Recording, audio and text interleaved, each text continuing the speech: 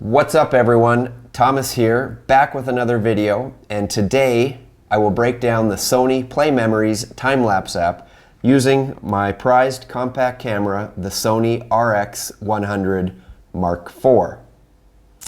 Now, as with most things in life, getting started is usually the hardest part. This camera and the app are no different. Getting the app from the App Store onto the camera was not easy. Let me take a step back. This is not a cheap point and shoot. I don't understand why Sony wants another $10 on top of the already large pile of coins required to purchase this camera in the first place for their time-lapse app. It seems wrong. Buy an expensive camera and then get nickel and dimed. Well, Sony, your plan worked, or at least it did on me. Sony 1, Thomas 0. But I would like to save whoever watches this video some time and agony. So after registering for my Play Memories account through the Sony website, I was led to download the app to my computer, which then I would transfer it to the camera. But I just couldn't get it to work. No matter what website I got the app from, no matter what settings I changed on the camera, I spent hours reading on forums, looking for a magic trick, and in the end, nothing worked. And I just ended up wasting hours and hours of precious time and got nowhere. I had the camera home for less than a day and I was ready to smash it in a fit of rage. Why, Sony, have you done this to me? A new customer. Canon would never have done that to me. Why did I leave Canon? You were so easy to understand. But then a light bulb went off. The camera has Wi-Fi. So I connected the camera to my network using the Sony Play Memory app in the camera. I downloaded the app and within minutes I was happy. Everything worked. Everything was okay with the world. My camera was functioning the way it was supposed to. So save yourself the pain and agony. Connect your camera directly to your wireless network. Through the camera, go on the Sony Play Memories app and download whatever apps you want directly onto your camera. Yes, you are welcome. I may not have saved you money, but I saved you time. And in the end, time is money.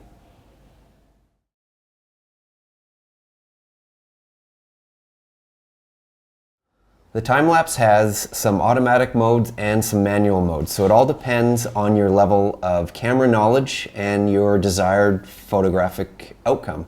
Being a guy and a pilot, I like to think I'm an expert at everything. So I skip all the automatic modes and bang away in the manual modes. Anyways, I've got the camera here. Let's open the menu up and I'll show you around. Opening the app, we go through the menu to the app tab and then we select the time-lapse. Give it a second. But we are here. We have arrived on the top menu. So you have custom, standard, miniature, sunrise, sunset, night scene, night sky, cloudy sky, and back to custom. To keep this video concise and pointed, I will just go through the custom tab. Once it's selected, you're ready to shoot. You can cycle through the display button to see a couple of viewing options. This is related to the time-lapse settings. This one is more about the camera settings. This one leaves you your space so you can see what your frame is. This is a tilt or a level, and then the histogram and back. If we hit the menu button again, it will bring us into the menu. You can exit. Application top brings you to the original menu, and then in application settings, which is the one that I use the most, you can go through, you can decide your output, so a video, pictures, or picture in video, your interval, your number of shots, your exposure, whether you want it locked auto exposure or whether you want it to track low, medium, or high. And then below you'll see, again, your interval, 3 seconds, 390 pictures. The video, once complete, will be 16 seconds and will be outputted in an AVI format at 24 frames per second, and it will take 19 minutes and 27 seconds for the complete cycle to be done. Going back to the menu, you've got a self timer, so you can hit the shutter release, the camera can settle and then start doing the time lapse. The interval priority, if you select this to on, the camera will take the pictures according to the interval. If you leave it off and the camera needs a longer exposure for a correct frame, then the interval the camera will use will be based around exposing the shot correctly. On the second page, you've got some settings that relate to the size, ratio, and quality of the pictures, as well as the frame rate or movie size. On the third page, we've got some focus mode, focus area, exposure comp, ISO. You can set that.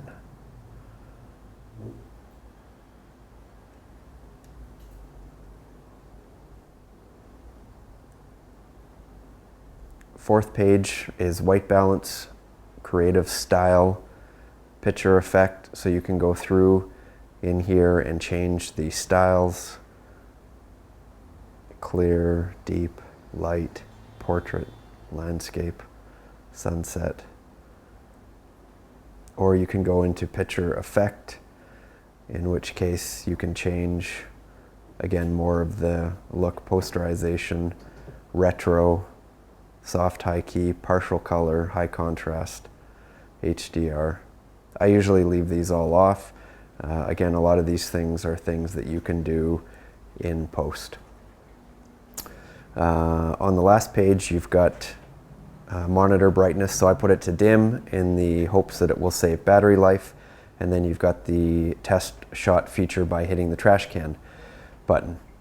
The only other place that you can make setting changes is by hitting the function button, which doesn't give you access to anything new, but it's some easy access to a couple of items. Now you can shoot time lapse in the manual mode, in aperture priority, shutter priority, or in program auto mode. If you have the exposure locked, the settings at the start will remain. Now, if you enable auto exposure tracking, in the manual mode, all settings will remain fixed. This is the manual mode.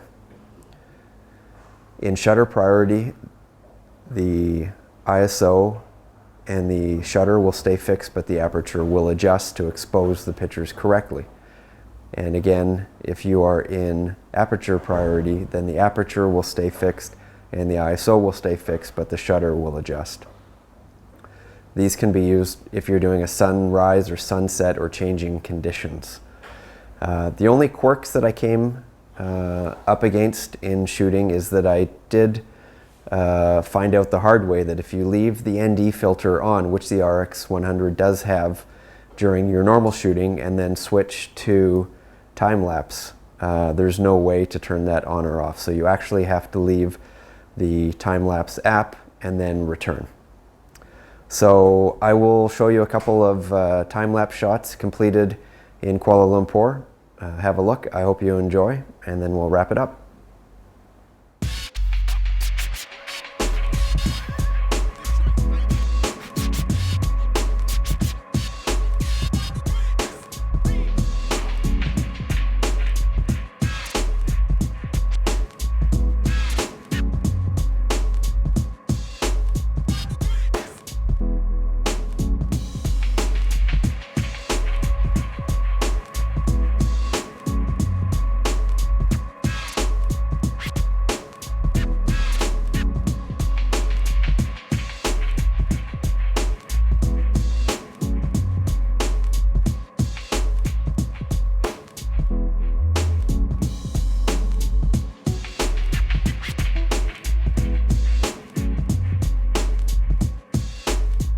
Well, that wraps it up. I hope I haven't totally confused you about time-lapse. For more information, I've included some links in the description box below. As always, thanks very much for watching. If you enjoyed this content, don't forget to leave a thumbs up and hit the subscribe button to stay in touch. I will see you on the next one.